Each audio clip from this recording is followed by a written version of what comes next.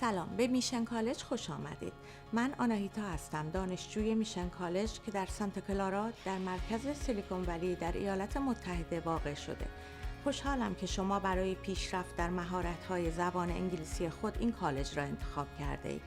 کلاس‌های ESL این کالج به افراد کمک می‌کند تا با یادگیری صحیح زبان انگلیسی راحت‌تر و با اعتماد به نفس بیشتر به شغل و کلاس و زندگی روزمرهشان بپردازند. معلمان کلاس‌های ESL میشن کالج همه افرادی صبور و مهربان و با تجربه هستند.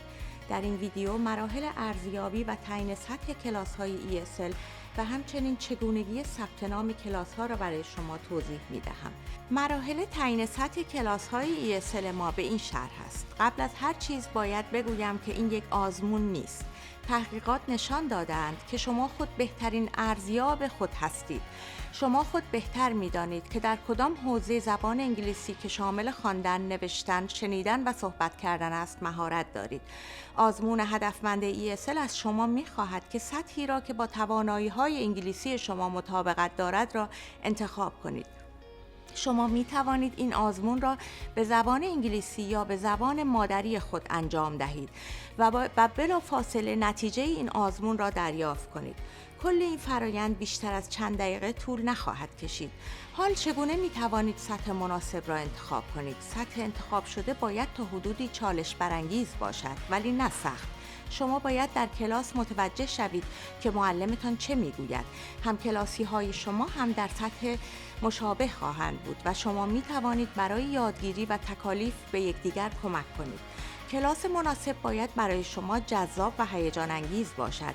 اگر سطح کلاس خیلی پایین باشد، کلاس برایتان خسته کننده می شود و اگر سطح کلاس بیش از حد بالا باشد، تکالیف کلاس سخت خواهند بود و شما دچار استرس و آشفتگی می شوید. اگر در مورد امتحان تعیین سطح یا ثبت نام در کالج و کلاس ها سوال دارید، میشن کالج منابع بسیاری برای کمک به شما دارد. شما در شروع می توانید به مرکز ولکام سنتر میشن کالج در ساختمان SEC مراجعه کنید.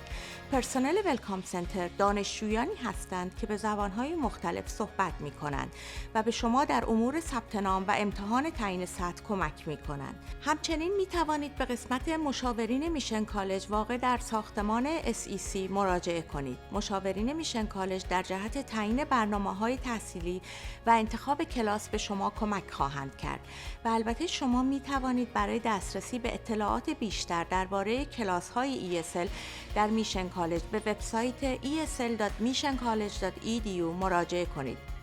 سپاسگزارم از شما برای تماشای این ویدیو. فراموش نکنید که همه در میشن کالج بی‌صبرانه منتظر دیدار شما و کمک به شما برای رسیدن به اهدافتان هستند.